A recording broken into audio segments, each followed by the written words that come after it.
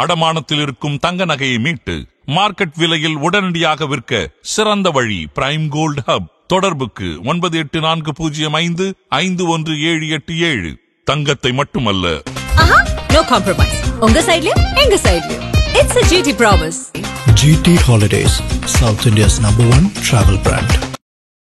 விஜய் அவர்கள் பேசிக்கிட்டு இருக்கும் போதே 2 ஆம்புலன்ஸ் வரிசையா வந்துகிட்டு இருக்கு. கிட்டத்தட்ட ஒரு 39 பேர் வரைக்கும் இறந்துருக்காங்க. எங்க சார் பிரச்சனை நடந்துச்சு? இப்பேற்பட்ட சம்பவத்தை நிகழ வாய்ப்பு இருக்குன்னு டிவி டிபேட்ல பேசின நபர் நீங்க தான். திட்டமிட்டு கூட்டத்தை வந்து இவங்க வந்து கூட்டுறாங்க அப்படின்ற குற்றச்சாட்டு தான் நான் வச்சது. திட்டமிட்டு கூட்டத்தை கூட்டுறாங்க. 8:45க்கு திரு விஜய் அவர்கள் வந்து நாமக்கல்ல வந்து பேசணும். நீங்க தான் அனுமதி வாங்கியிருக்கீங்க. அந்த 8:45 நீங்க வந்து பேசணும். 8:05க்கு தான் சார் வீட்டுல இருந்தே கிளம்புறாரு. கரூர்ல 12 மணிக்கு பேசி இருக்கணும். ஆமா, கரூர்ல 12 மணிக்கு பேசணும். நீங்க எத்தனை மணிக்கு போறீங்க? 7:40க்கு நீங்க போறீங்க சார். இது பின் விளைவுகளை வந்து ஏற்படுத்தும். திரு விஜய் அவர்களுக்கு வந்து இது வந்து கடுமையான நெருக்கடிகளை கொடுக்கணும் நான் எச்சரிக்கை பண்ணேன். அதுதான் இன்னைக்கு நடந்திருக்கும் போது நமக்கு வந்து வேதையின் உச்சத்துல நம்ம வந்து இருக்கோம். நீங்க என்ன சொல்லி கொடுக்குறீங்க? முதலமைச்சரை எதிர்த்து பேசுங்கன்னு சொல்லி தரீங்க. ஒரு பேசுறாரு, பேசிட்டு ஸ்டாலின் அங்கிள்னு அந்த சின்ன பசங்களை சொல்ல வைக்கிறாரு. இது எதிர்வினை எங்க வரும்னா, நான் யாருக்குமே நான் அடங்க மாட்டேன். தண்ணி இல்லாம ஒருத்தன் வந்து இறந்து போறதுன்னா நம்ம சோமாலியாவில சார் இருக்கோம். நம்ம இந்த சம்பவம் வந்து நடந்துடுச்சு. அதுக்கப்புறம் நீங்க களத்துல என்ன நீங்க ரியாக்ட் பண்ணீங்க சொல்லுங்க. களத்தை விட்டு ஓடுறதா சார் அரசியல்? பொறுப்பு இல்லாம நீங்க வந்து கரூரை விட்டு நீங்க கிளம்பி வந்தீங்க. நீங்க யாரை எதிர்த்து பேசுனீங்களோ அந்த அமைச்சர் அங்க களத்துல நிக்கிறார் சார். முன்னாள் அமைச்சர் களத்துல நிக்கிறார். நீங்க யாரை குற்றம் சொன்னீங்களோ அந்த நிர்வாகம் தான் அங்க வந்து வேலை பார்க்குது. இப்ப பாத்தீங்கன்னா அறிவிப்பு கொடுத்துக்காரு 20 லட்சம் ரூபாய். யாருக்கு சார் வேணும் உங்க பணம்? சார் நாம தாவேக தரப்புல இருந்து மாநில நிர்வாகிகளை ரீச் பண்றோம். பலருடைய போன் சார் எல்லாருமே அப்ஸ்காண்ட் சார். அப்ஸ்காண்ட் தமிழகத்தோட அரசியல் பண்பு. எந்த கட்சி தலைவருமே திரு விஜய் அவர்கள் வந்து குற்றம் சாட்டவே இல்லை. முதல்வர் உட்பட எதிர்கட்சி தலைவர் வந்து கைது பண்ணுவீங்களான்னு வந்து ரிப்போர்ட்டர்ஸ் கேக்குறாங்க. ஆணையம் வந்த பிறகு நாங்க முடிவு. ஆமா சார், அதுதான் சார் ஒரு பண்பட்ட அரசியல்வாதியோட நடவடிக்கை. ஏன்னா ரெக்கவரி பண்ண வந்தவங்க, முதலுதவி பண்ண வந்தவங்க கூட நான் அடி பண்ணேன். அப்ப என் தலைவருக்காக இந்த நாட்டையே நாசம் பண்ணுவோம்னா இது தடை செய்ய வேண்டிய கட்சினே நான் வந்து சொல்றேன் சார். உங்களுக்கு வந்து ஒய்பிரிவு பாதுகாப்பு இருக்கு. அதை தாண்டி உங்களுக்கு பவுன்சர்ஸ் இருக்காங்க. மக்கள்கிட்டயே நான் நெருங்க மாட்டேன். மக்களோட வேதனைகளை நான் வந்து அறிய மாட்டேன். மக்கள் உயிர் செத்து போனா கூட நான் பார்க்க மாட்டேன்னு சொல்லுது. நாளைக்கு நீங்க தான் தமிழ்நாட்டை வந்து என்ன மாற்றம் கொடுக்க போறீங்கன்னு நான் கேட்கிறேன். ஆணையத்துக்கு விஜய் அவர்கள் ஆஜர் ஆவாரா சார்? ஆஜர் ஆய்தான் சார் ஆகணும். சட்டத்துக்கு முன்னாடி எல்லாருமே இங்க ஒண்ணுதான்.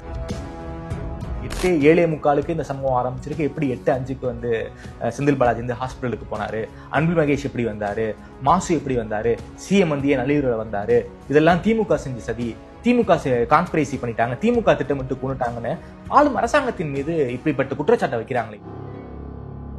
ஆதனையர்களுக்கு அன்பு வணக்கம். இன்று நம்மோடு அரசியல் விமர்சகர் திருமிகு மணிகண்டன் வீராசாமி அவர்கள் உள்ளார். வணக்கம் மணிகண்டன் சார். வணக்கம். நல்லா இருக்கீங்களா சார்? சார், கரூரில் மிக ஒரு கோரமான சம்பவம். தொடர்ச்சியாக மக்கள் பயணத்தில் தாவேக தலைவர் விஜய் அவர்கள் இருக்கார்.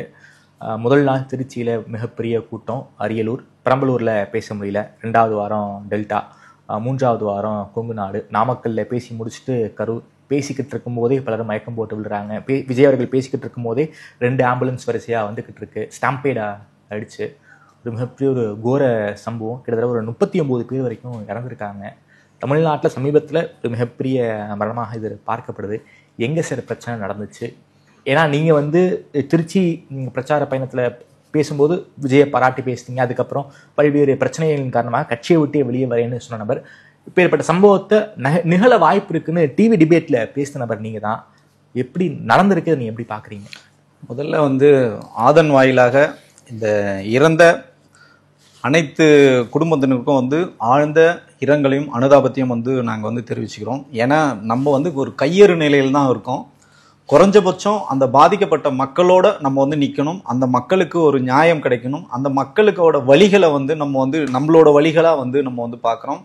அந்த சம்பவம் நடந்ததுலேருந்து இப்போ வரைக்கும் நான் வந்து ஒரு நிமிடம் கூட கண்ண முடியல, தூங்க முடியல. நம்ம சிந்தனை முழுக்க அதை நோக்கியே தான் ஓடிக்கிட்டு இருக்கு. ஏன்னா நீங்கள் பொருளாதார இழப்புன்றது நீங்கள் வந்து மீட்டெடுக்க முடியும். எவ்வளோ வந்து நமக்கு வந்து இழப்புகள்லாம் வருது. ஆனால் உயிரிழப்புன்றது மனித வளம் வந்து நாட்டின் மிகப்பெரிய ஒரு சொத்து. அதை நம்ம இழக்கிறோம் போது இதை வந்து பேச வேண்டிய அவசியம் இருக்குது. ஊடகங்களையும் சரி, நம்ம எல்லாருக்கும் வந்து நம்மளோட கடமை, இது வந்து பேச வேண்டிய கடமை இருக்குது. அதை தான் நம்ம வந்து சொல்லணும். இதை தொடர்ச்சியாக இப்போ நீங்கள் கேட்ட கேள்விக்கு பதில் என்னன்னு பார்த்தீங்கன்னா, 13ஆம் தேதி திரு விஜய் அவர்கள் வந்து மக்கள் சந்திப்பை வந்து ஆரம்பிக்கிறார். திருச்சியில் போகும்போது நான் வந்து அவரை பாராட்டி தான் வந்து பேசுகிறேன். ஏன்னா நீங்கள் வந்து அவர் அரசியலுக்கு வரமாட்டான்னு சொன்னாங்க, வந்தாங்க, கட்சி ஆரம்பிச்சாங்க, மாநாடு நடத்த மாட்டேன்னு சொன்னாங்க, வெற்றிகரமாக 2 மாநாடு நடத்திட்டாங்க.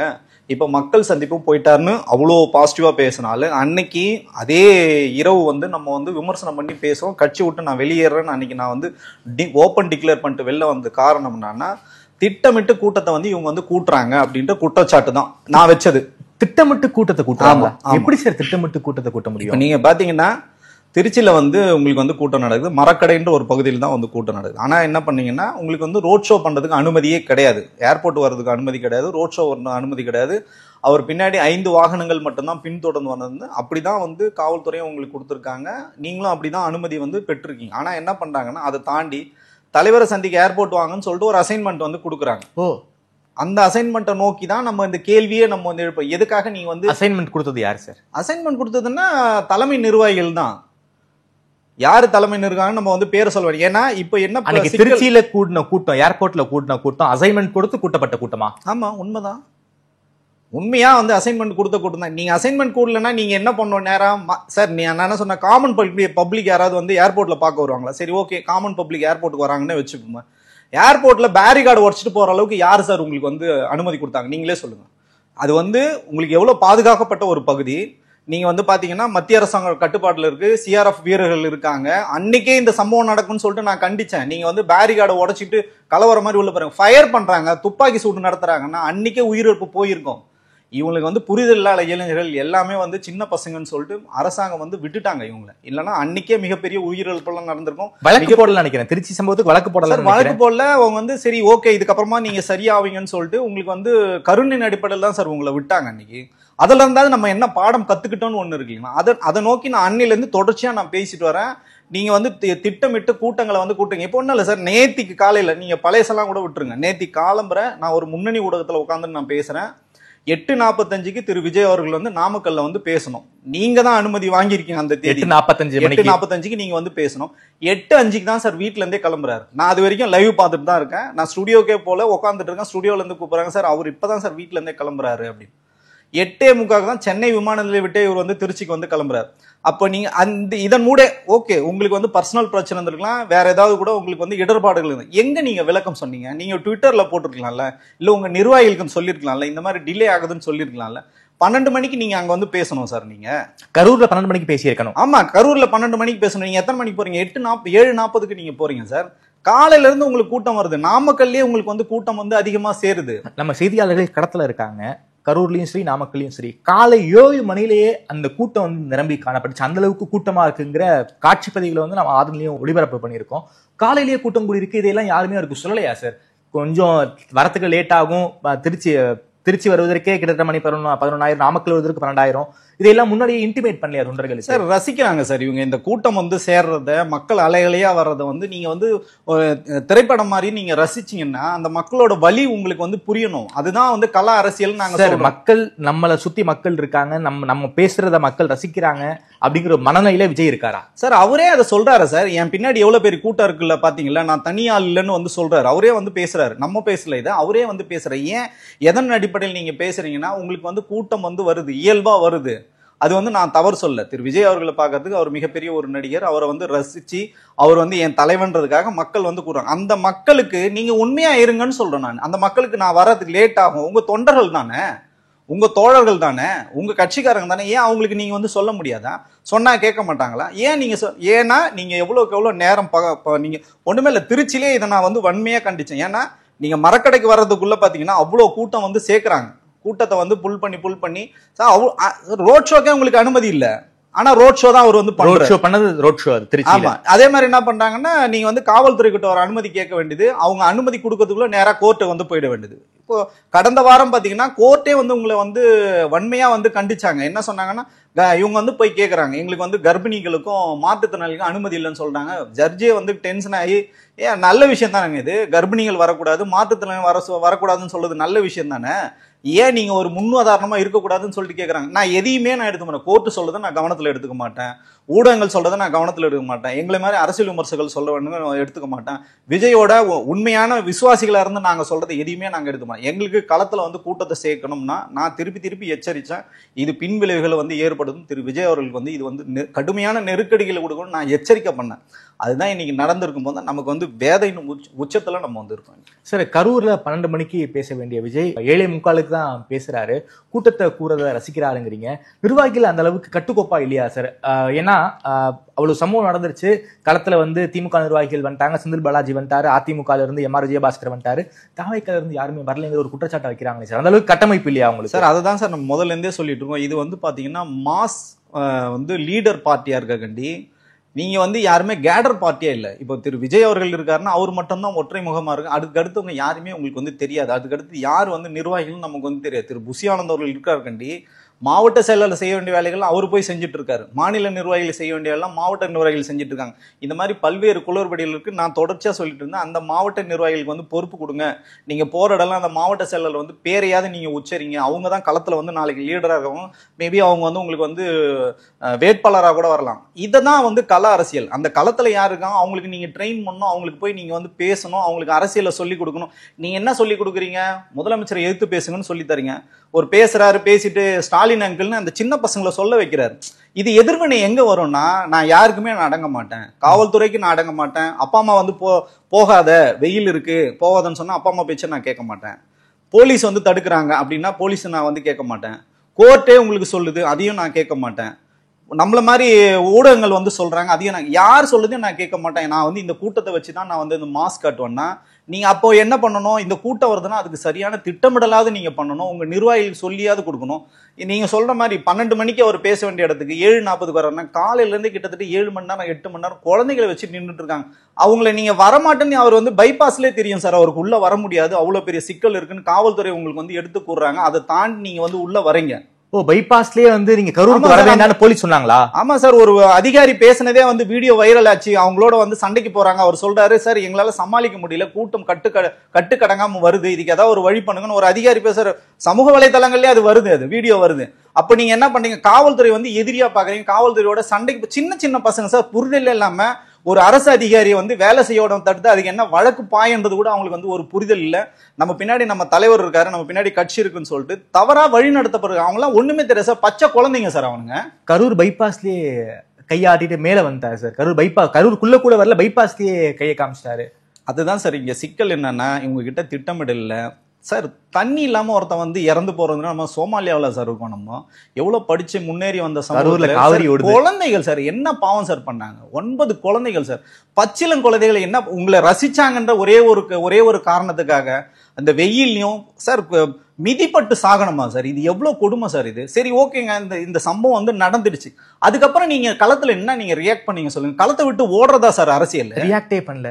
அதுதான் சார் பிரச்சனை. இப்ப அதை தான் நம்ம திருப்பி சொல்றோம். நீங்க மக்கள் அரசியல பேசுங்க. நீங்க உங்களுக்கு வந்து வெறும் வந்து சினிமா பிம்பத்தையும் உங்களோட திரை கவர்ச்சி வச்சு மட்டும் இங்க எதுவுமே பண்ண முடியாது. அரசியல் என்பது வேறு.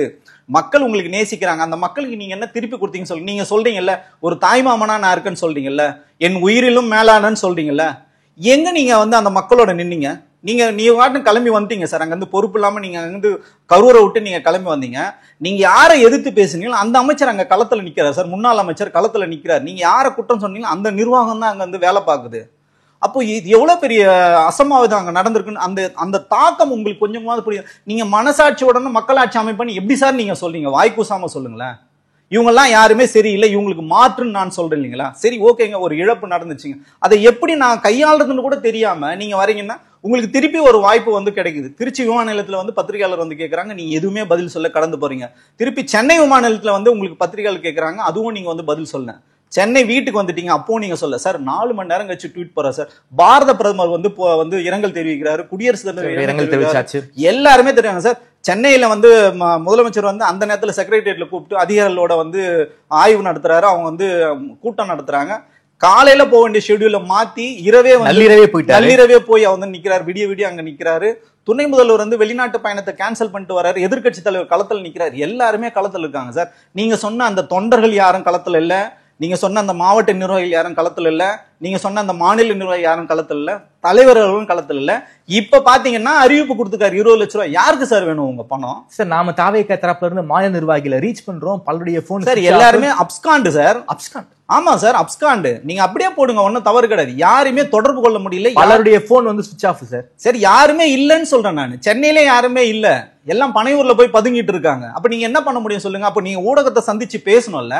நீங்க மக்கள் அரசியல் தானே சார் பேசுறீங்க. சார் விஜய் இரங்கல் தெரிவிக்கல சார், மாநில நிர்வாகிகளாவது இரங்கல் தெரிவிக்கணும்ல. யாருமே 4 மணி நேரம் ஆச்சு, யாருமே ரியாக்டே பண்ணலையே சார். தலைவரே சொல்லன்னா எப்படி சார் தொண்டர்கள் சொல்லுவாங்க? நீங்களே சொல்லுங்களேன். நீங்க வழிகாட்டி யாரு? தலைவர் தானே. தலைவரே உங்களுக்கு வந்து சொல்லல அப்படின்னு பார்த்தா 4 மணி நேரம் கழிச்சு அவர் இன்னைக்கு வரைக்கும் நான் மாநில நிர்வாகிகளோட ஒவ்வொருத்தரோட பேஜும் நான் ஓபன் பண்ணி இன்னைக்கு வரைக்கும் யாரும் ஒரு இடங்கள் தெரிவிக்கல. இதே நீங்க வந்து இதை நீங்க வேற விதமா நீங்க பாருங்களா, அரசியலா நீங்க இதை பாக்குறீங்களா? அரசியலா நீங்க பாத்தீங்கன்னா இதே ஒரு ஆளுங்கட்சியோ இல்ல எதிர்கட்சி கூட்டத்திலயோ இல்ல ஒரு பிஜேபி கூட்டத்திலயோ இந்த மாதிரி ஒரு சம்பவம் நடந்ததுன்னா இவங்க என்ன மாதிரி அரசியல் பண்ணிருப்பாங்க நீங்களே சொல்லுங்க. அப்போ நீங்க அரசியல் பண்ணதான் வந்திருக்கீங்கன்னா அந்த அரசியலை கூட வெறும் நான் வாக்குக்காக தான் நான் பண்ணுவேன், என் திரை கவர்ச்சிக்காக தான் நான் பண்ணுவேன்னு நீங்க மக்களோட நீங்க வந்து இன்னைக்கு தோத்து போய் அம்பலப்பட்டு நிக்கிறீங்கன்னு தான் நம்ம சொல்ல. பலருடைய மாநில நிர்வாகிகள் போன் இப்பயும் நாம பேசிக்கிட்டு இருக்கிற நேரத்துல கூட பல மாநில நிர்வாகிகளுடைய சோசியல் மீடியா ஹேண்டில் பார்க்கும்போது இப்ப வரைக்கும் அவங்க ரியாக்டே பண்ண மாட்டாங்க சார். அவங்க என்னன்னா மக்களோட இந்த அவரோட திரை கவர்ச்சி வச்சு மக்களை வந்து அவர் பின்னாடி விட்டில் பூச்சிகள் மாதிரி வரணும். அந்த விட்டில் பூச்சி வந்து விழுந்து இறந்து போச்சுனாலும் எங்களுக்கு கவலை இல்லை. ஏன்னா எங்க அண்ணன் மட்டும் தான் மாட்டு, எங்க அண்ணன் தான் தாய் மாமன்னு சொல்றீங்கல்ல. இன்னைக்கு எத்தனை குழந்தைகள் சார் இவரை வந்து நேசிச்சாங்கன்ற ஒரே ஒரு காரணத்துக்காக இவ்வளவு பெரிய தண்டனையா சார்? நீங்க பாத்தீங்களா இங்க அரசியல் பண்பு, தமிழகத்தோட அரசியல் பண்பு எந்த கட்சி தலைவருமே திரு விஜய் அவர்கள் வந்து குற்றம் சாட்டவே இல்லை. முதல்வர் உட்பட எதிர்கட்சி தலைவர் வந்து கைது பண்ணுவீங்களான்னு வந்து ரிப்போர்ட்டர்ஸ் கேக்குறாங்க. ஆணையம் வந்த பிறகு நாங்க முடிவு. ஆமா சார், அதுதான் சார் ஒரு பண்பட்ட அரசியல்வாதியோட நடவடிக்கை. ஏன்னா அவங்க ஏதாவது சொல்ல போய் கூட கலவரம் வந்து அங்க வெடிக்கும். ஏன்னா மக்கள் வந்து உணர்ச்சி வேகத்துல இருக்கும்போது தப்பா ஒரு வார்த்தை வந்து சொன்னாலும் அது அவருக்கு எதிராக. சார் விஜயை கடுமையா இருக்கக்கூடிய சீமான் கூட கரூருக்கு போயிருக்காரு சார். எல்லாருமே சார் நீங்க களத்துக்கு அவங்க இருக்காங்கன்ற தாண்டி சார் அவரை எதிர்த்து ஒருத்தர் கூட பேசவே இல்லைங்க. திரு விஜய் அவர்கள் தான் வந்து குற்றவாளின்னு கூட யாருமே சொல்லல. அப்ப இங்க எவ்வளவு ஆரோக்கியமான அரசியல் இருக்கு. இங்க அரசியலுக்கு சம்பந்தம் இல்லாத ஒரு நபர் திரு விஜய் அவர்களாக இன்னைக்கு மக்கள் வந்து பேசுறாங்க சார். இந்த மக்கள் இன்னைக்கு கொந்தளிச்சு போயிருக்காங்க. எங்க போனார் இவரு, ஏன் வரல களத்துக்கு? அந்த நிர்வாகிகள் சார் கூட்டம் தெரிஞ்சது இல்ல உங்களுக்கு? எங்க அண்ணன் வராரு, எங்க தளபதி வராரு, எங்க தலைவர் வராருன்னு அந்த கூட்டத்தை நீங்க கூட்டல. அந்த கூட்டத்துக்கு நீங்க என்ன சார் பண்ணீங்க? உண்மையா மனசாட்சியோட என்ன நடந்தீங்க? ஒரு வாட்டர் பாட்டில் கூட கொடுக்கல சார். குறைஞ்சபட்சம் வாட்டர் பாட்டில் நீங்க கொடுக்கல. சரிங்க, ஓகேங்க. அங்க வந்து இழப்புகள் நடக்குதுங்க. அவங்களே தான் வந்து பார்த்து ஒரு மரக்கலையில இருந்து விழுந்து அடிபட்டுச்சு, அவங்களுக்கு வந்து ரெக்கவரி பண்றதுக்கு அவங்க வச்சிருந்த ஆம்புலன்ஸே வருது சார். அதை அடிக்கிறாங்க சார். என்ன புரிதல் உங்களுக்கு இருக்கு சொல்லுங்க? ரெக்கவரி பண்ண வந்தவங்க, முதலுதவி பண்ண வந்தவங்க கூட நான் அடி பண்ணேன். அப்ப என் தலைவருக்காக இந்த நாட்டையே நாசம் பண்ணுவோம்னா இது தடை செய்யப்பட வேண்டிய கட்சினே நான் வந்து சொல்றேன் சார். சார் குறிப்பாக இந்த ஆம்புலன்ஸ் பத்தி தான் கேட்கணும்னு நினைச்சோம். 4-5 ஆம்புலன்ஸ் வரிசையா போகுது. ஆம்புலன்ஸ் டிரைவரை தாக்கி வாயெல்லாம் உடைச்சிருக்காங்க சார். சட்டை இல்லாம ஒரு ஆம்புலன்ஸ் நம்ம களத்துல விசாரிக்கும் போது ஒரு பெண்மணி, அவங்களுக்கு மேலாடை கூட இல்ல, அவரு தன்னுடைய சட்டையை வந்து அந்த பெண்மணிக்கு கொடுத்து காப்பாத்திருக்காரு. மறுபடியும் அந்த களத்துக்கு வந்திருக்காரு. ஆம்புலன்ஸ் டிரைவர்ஸை வந்து தாக்கியிருக்காங்க. இந்த அளவுக்கு ஒரு சிவிக் சென்ஸ் கூட இல்லாம ரசிகர்கள் இருக்காங்க. இதெல்லாம் எப்படி புரிஞ்சுக்கிறது? இல்ல இது ரொம்ப வந்து கோரத்தின் உச்சம் சார். இது நான் என்ன சொல்றேன்னா, நீங்க வந்து ஒரு தலைவனை ரசிங்க, கொண்டாடுங்க, திரையில வந்து நீங்க ரசிங்க, அவருக்கு நீங்க என்ன வேணாலும் பண்ணுங்க, பால் அபிஷேகம் பண்ண கட்அவுட் பண்ணுங்க. அவர் இன்னைக்கு வந்து வெகுஜன மக்களை சந்திக்க வந்திருக்காருன்னா அந்த மக்களை காக்க வேண்டியது அந்த நிர்வாகிகளோட பொறுப்பு. நான் அவங்களுக்கு வந்து ஒரு இடர்பாடு வந்ததுனா கூட நான் அதை அரசியலாக்குவேன், அதை நான் வைரல் பண்றதுக்காக நான் அடிப்பேன், என் தலைவனை எதிர்த்து யாருமே கேள்விக்க கூடாது. இன்னைக்கு அந்த தலைவன் எங்க இருக்காரு? தலைவனே இன்னைக்கு இல்லையே சார். எங்க சார் இருக்காரு? இப்பதான் வந்து கரூருக்கு போலாமா வேணாமான்னு சொல்லிட்டு இப்பதான் வந்து பேச்சுவார்த்தை வந்து போயிட்டு இருக்கு. எத்தனை மணி நேரம் கழிச்சு பாருங்க பேச்சுவார்த்தை போயிட்டு இருக்கு. இந்த மாதிரி இருக்கிறது வந்து இது தமிழக அரசியல் இந்த மாதிரி ஒரு நடவடிக்கை இது வரைக்கும் நடந்தது இல்ல. விஜய் கரூர்ல இருந்திருக்கணும் சார். அதுதான் சார் நம்ம சென்னைக்கு வந்திருக்க கூட சார். என்ன உங்களை பண்ணிடுவாங்க அந்த மக்கள் சொல்லுங்க? எதுவுமே பண்ணுவாங்க. உங்களுக்கு வந்து வைபிரிவு பாதுகாப்பு இருக்கு, அதை தாண்டி உங்களுக்கு பவுன்சர்ஸ் இருக்காங்க, அதை தாண்டி வந்து உங்களுக்கு வந்து தமிழக காவல்துறை வந்து உங்களை வந்து பக்கத்துல இருந்து பாதுகாப்பாங்க. என்ன உங்களுக்கு அப்போ மக்கள்கிட்டயே நான் நெருங்க மாட்டேன், மக்களோட வேதனைகளை நான் வந்து அறிய மாட்டேன், மக்கள் உயிர் செத்து போனா கூட நான் பார்க்க மாட்டேன்னு சொல்லுது. நாளைக்கு நீங்க தான் தமிழ்நாட்டை வந்து என்ன மாற்றம் கொடுக்க போறீங்கன்னு நான் கேட்கிறேன். நீங்க என்ன புதுசா வந்து மந்திரத்தால வந்து மாயாஜாலம் பண்ணி நீங்க வந்து தமிழ்நாட்டிலோட முதலமைச்சர் ஆயிடுவீங்க. ஓகே சார், நீங்களே சொன்னீங்க காவல்துறை தரப்பு வந்து கரூருக்கு வர வேண்டாங்கிற ஒரு ஆப்ளிகேஷன் விஜய் கிட்ட வச்சாருன்னு சொன்னீங்க. அதையும் மீறி வந்திருக்காருன்னா விஜய் யார் சார் இயக்குறாங்க? யார் சொல்லி கரூருக்கு வந்தாரு? போலீஸுக்கு நன்றி சொல்றாரு. அதாவது கரூர் பைபாஸ்ல இருந்து நான் வந்து பிரச்சார இடத்துக்கு வந்ததற்கு போலீஸ் தான் மிக முக்கியமான காரணம், போலீஸ் இல்லைன்னா வந்திருக்கவே முடியாதுங்கிறாரு. பேசி முடிக்கும் போது போலீஸின் மீது விமர்சனம் வைக்கிறாரு, மக்கள் தான் எஜமானர்கள்ங்கிறாரு. என்ன மைண்ட் செட்ல சார் விஜய் இருக்காரு? சார் ஒண்ணுமே இல்லை சார், எனக்காக எல்லாரும் காத்துட்டு இருக்கணும். அவர் எப்போ வருவாருன்னு சொல்லிட்டு கேமரா வந்து வீட்டுல இருந்து எடுத்துக்கிட்டு ஏர்போர்ட் வரைக்கும் போகணும். திருப்பி ஏர்போர்ட்ல இருந்து நீங்க வந்து ஃபுல் கவரேஜ் கொடுக்கணும். அவர் வந்து வருவாருன்னு சொல்லிட்டு ஒரு தேவதூதர் மாதிரி எல்லாரும் வந்து இங்க வாசல்ல காத்து கிடக்கணும், வெயில்ல காத்து கிடக்கணும்ன்றது என்ன மாதிரி மனநிலை சார் இது? ஒரு பண்ணையார் மனநிலை இது. உண்மையா அப்படிதான் நம்ம வந்து சொல்லணும். நீங்க பண்ணையார் கூட மன்னன் சொல்லணும். ஒரு காலத்துல பாத்தீங்கன்னா ராஜா வந்து வந்தாருன்னா எல்லாரும் வந்து ரோட்ல வந்து நிக்கணும், மக்கள் வந்து அவருக்கு வந்து ரிசீவ் பண்றதுக்காக நிக்கணும், இல்லைன்னா சிறை சேதம் பண்ணிடுவாங்க. அந்த மாதிரி நீங்க வந்து அந்த மாதிரி ஒரு ஆட்சியை தான் நீங்க திருப்பி எடுத்துணும். விஜய் வந்து ஒரு கல்ட்டா தன்னை வந்து விஜய் ஒரு கல்ட்டா பாக்கணும்னு நினைக்கிறாரா எல்லாரும்? பொதுவாகவே சினிமால இருந்து வரவங்களுக்கு அந்த பிம்பம் இருக்கும் சார், நம்ம வந்து மறுக்க முடியாது. இவருக்கு வந்து அதீதமா இருக்கு, இவர் வந்து ஓவர் கான்பிடென்ட் இருக்காருன்னு தான் நம்ம வந்து நினைக்க தோணுது. ஓகே சார், வரக்கூடிய நாட்கள்ல இப்போதைக்கு பிரச்சார பயணத்தை வந்து ரத்து பண்ணியிருக்காங்க. என்ன சார் விஜய் தரப்பு செய்யணும்னு நினைக்கிறீங்க? 20 லட்ச ரூபா வந்து நிவாரணம் கொடுத்துருக்காங்க, அதையும் தாண்டி என்ன செய்யணும் சார்? நிவாரணம் கொடுக்கறதெல்லாம் கரெக்ட் சார், அந்த மக்களோட நீங்க போய் நிக்கணும், களத்துல வந்து நிக்கணும். இறந்தவங்க எல்லாம் பாத்தீங்கன்னா உங்க தொண்டர்கள் மட்டும் கிடையாது, வெகுஜன மக்கள். ஓகே, அந்த வெகுஜன மக்களுக்கு உங்களோட ரெஸ்பான்சிபிலிட்டி இருக்கு, அந்த ரெஸ்பான்சிபிலிட்டி நீங்க வந்து சொல்லணும். குறைஞ்சபட்சம் நீங்க வந்து பகிரங்கமா மன்னிப்பு கேட்கணும் சார். இங்க முதல்ல வந்து மன்னிப்பு கேட்கணும், அந்த குடும்பத்தோட போய் நிக்கணும். அரசாங்கம் போட்டிருக்க இந்த ஆணையத்துக்கு வந்து அவங்க வந்து சரியான தரவுகளை கொடுக்கணும். ஏன் ஃபர்ஸ்ட் அவர் லேட்டா வந்தாருன்ற காரணத்தை வந்து சொல்லணும். ஏன் இந்த மாதிரி திட்டமிடல் இல்லாம இருந்ததுன்றது அவங்க வந்து சொல்லணும். ஆணையத்துக்கு விஜய் அவர்கள் ஆஜர் ஆவாரா சார்? ஆஜர் ஆய்தான் சார் ஆகணும். சட்டத்துக்கு முன்னாடி எல்லாருமே இங்க ஒண்ணுதான். கஸ்டடி கணக்கு சார் அது. ஆமா சார், சட்டத்துக்கு முன்னாடி நீங்க இந்த எந்த சட்டத்தையும் நான் மதிக்கல இல்லைங்களா? இதுக்கு முன்னாடி வரைக்கும் பாத்தீங்கன்னா எதையுமே நான் வந்து அவங்க காவல்துறை சொன்னது எதையாவது இவங்க கடைபிடிச்சிருந்தா கூட இந்த மாதிரி உயிரிழப்புகள் நடந்திருக்காது சார். பல விஜய் ரசிகர்கள் வந்து ட்விட்டர்லயும் ஃபேஸ்புக்லயும் என்ன எழுதுறாங்கன்னா, திட்டமிட்டு திமுக கொண்டுட்டாங்க. எப்படி வந்து 7:45 இந்த சம்பவம் ஆரம்பிச்சிருக்கு, எப்படி 8:05 வந்து செந்தில் பாலாஜி வந்து ஹாஸ்பிட்டலுக்கு போனாரு, அன்பில் மகேஷ் எப்படி வந்தாரு, மாசு எப்படி வந்தாரு, சிஎம் வந்து நள்ளிரவுல வந்தாரு, இதெல்லாம் திமுக செஞ்ச சதி, திமுக கான்ஸ்பிரசி பண்ணிட்டாங்க, திமுக திட்டமிட்டு கொண்டுட்டாங்கன்னு ஆளும் அரசாங்கத்தின் மீது இப்படிப்பட்ட குற்றச்சாட்டை வைக்கிறாங்களே, இதை நீங்க எப்படி சார்? அதுவும் ட்விட்டர்ல வந்து விஜய் போட்டோ வச்சுக்கிட்டு, ப்ரொஃபைல் போட்டோ வச்சுக்கிட்டு ஐடிவிங்கிற பேர்ல இவங்க பரப்பிக்கிட்டு இருக்காங்களே சார். அதான் சார் சொல்றேன், இவங்களை வந்து யாருமே வந்து அவங்க வந்து கேடர்கள்லாம் வந்து மாற்றவே இல்லை. அவங்க வந்து அடுத்த கட்டமா அவங்க வந்து அரசியல் பண்ணதுக்கான எந்த விதமான தரவுகளும் அவங்களுக்கு வந்து கொடுக்கல. இவங்களை என்னன்னா முழுக்க பாத்தீங்கன்னா சினிமா வலைதளங்கள்ல வந்து விஜய் சார் படம் ரிலீஸ் ஆகும்போது அஜித் ரசிகர்கள் என்ற போர்வையில வந்து விஜய் ரசிகர்களே வந்து அங்க வந்து உள்ள வந்து எழுதுவாங்க. இவங்க அஜித் ரசிகர்ன்ற பேரை வந்து மாத்திட்டு இதுல வந்து அவர் போட்டோ வச்சுக்கிட்டு இவங்களே வந்து எழுதுவாங்க. அந்த மாதிரி ஒரு சண்டை வரும். தியேட்டர்ல போனாலும் ஒரு சண்டை வரும். இப்ப பாத்தீங்கன்னா சமீப காலமா வந்து ரஜினி சார் படத்துக்கும் அந்த மாதிரி சிக்கல்கள் வந்து உருவாக்கும். சிவகார்த்திகேயன் படம் வரைக்கும் சிக்கல்கள் உருவாக்கி இவங்களை வளர்த்து விட்டுருக்காங்க. அப்படிதான் வளர்த்து விட்டுருக்காங்க. தலைவர் பேசுனா அடி, அது என்ன உண்மையா பொய்யா அதெல்லாம் வந்து தெரியாது. எங்க தலைவரை வந்து நீ கேள்வி கேட்டினா உன்னை அடி பண்ற அதே மனநிலை தான். இத்தனை பேர் இறந்து போனா கூட அவங்களுக்கு வந்து இன்னமும் அந்த கருணை இரக்கம் வந்து வரவே இல்லை. மக்கள் வந்து உங்களை இன்னைக்கு எந்த விதமா பாக்குறாங்கன்றத புரிஞ்சுக்காம திருப்பி வந்து நீங்க சார் திமுகவை நீங்க குற்றஞ்சாட்டு சொல்றீங்கன்னா அந்த திமுக தான் சார் நீங்க மக்களை இன்னைக்கு காப்பாத்திருக்கு. அந்த முதல்வர் தான் இன்னைக்கு களத்துல வந்து ஒரு வார்த்தை வந்து உங்களை தப்பா பேசல சார். அவங்க ஆணையம் வந்து சொல்லட்டும் அப்படின்றாரு. இங்க வந்து டிஜிபி போறாரு, அவரும் வந்து அவ்வளவு பொறுப்பா வந்து பேசுவாங்க. எல்லாரும் களத்துல நீங்க எங்க இருக்கீங்கன்னு சொல்ல. நீ இந்த பேசுற யாருமே ட்விட்டர்ல பேசாதீங்க, நீங்க சமூக வலைதளத்துல பேச. களத்துல எங்க போனீங்க நீங்க? அந்த மக்களுக்காக நீங்க ஒரு ரூபாய் தண்ணி கொடுக்குறது உங்களுக்கு துப்பு இருக்காங்க சார்? பேசுறதெல்லாம் இவங்க வந்து அதான் சொல்றேன், அந்த ஐடியெல்லாம் எடுத்து அவங்க எல்லாம் வழக்கு போகணும். எனக்கு மட்டும் ஏன் இவ்வளவு கட்டுப்பாடுகள், எனக்கு மட்டும் ஏன் இவ்வளவு நெருக்கடிகள்? மக்கள் கிட்ட இதை பத்தி பேசுறாரு. மக்கள் வந்து இதெல்லாம் திமிரிக்கிட்டு வரணும், மக்கள் கிட்ட பேசுறாரா? இந்த கட்சிக்கும் இல்லாத நெருக்கடி எனக்கு கொடுக்குறாங்க, நான் மக்கள்கிட்டே நான் வந்து இதை கேட்பேன்னு வந்து திருவாரூர்ல பேசியிருக்காரு சார். சரிங்க சார், எந்த தலைவராவது மக்களை இந்த மாதிரி 8 மணி நேரம் 9 மணி நேரம் வந்து நிக்க வச்சிருக்காங்களா வெயில்ல? சொல்லுங்க. யாருமே வந்து கிடையாது சார். மக்களை வந்து மதிக்கிறாங்க சார். ஒவ்வொருத்தரையும் வந்து அவங்க வாக்காளனா பாக்குறாங்க. அரசியலாவே நீங்க பாருங்களேன், ஒரு வாக்காளனை இவ்வளவு நேரம் நான் காக்க வைப்பேனான்னு சொல்லிட்டு அந்த ஒரு உந்துதல் எல்லா கட்சியும். உங்களுக்கு அந்த மாதிரி எதுவுமே கிடையாது. ஏன்னா என்ன வந்து பார்க்க வரணும்னா நீ வெயிட் பண்ணி தான் ஆகணும். என்ன வந்து நீ ஈஸியா பாத்துற முடியாது, என்னை ஈஸியா வந்து சந்திச்சிட முடியாதுன்ற அந்த என்ன அரக்கத்தனமான குணம் தான் இன்னைக்கு வந்து இவ்வளவு பெரிய பிரச்சனைகள் காரணம். இந்த கரூர் கோரத்துக்கு பின்னாடி இருக்கக்கூடிய பல்வேறு விஷயங்களை ரொம்ப வெளிப்படையா பேசியிருக்கீங்க. கூட்டம் கூடுவதை வந்து விஜய் உள்ளுக்குள்ள ரசிச்சிருக்காரு, அப்படிப்பட்ட மனநிலையில இருக்காரு. தாமதமாக வந்ததுதான் இந்த விபத்துக்கு காரணம். பல்வேறு விஷயங்களை தொட்டு பேசியிருக்கீங்க. இந்த கரூர் சம்பவம் வரக்கூடிய நாட்கள்ல வருங்காலத்தில் நடக்கக்கூடாது, தமிழ்நாடுல இருந்து பாடம் கற்றுக்கொள்ள வேண்டும்ங்கிற விஷயத்த ரொம்ப வெளிப்படையா பேசியிருக்கீங்க. நேரம் கொடுத்து பேசியதுக்கு நன்றி.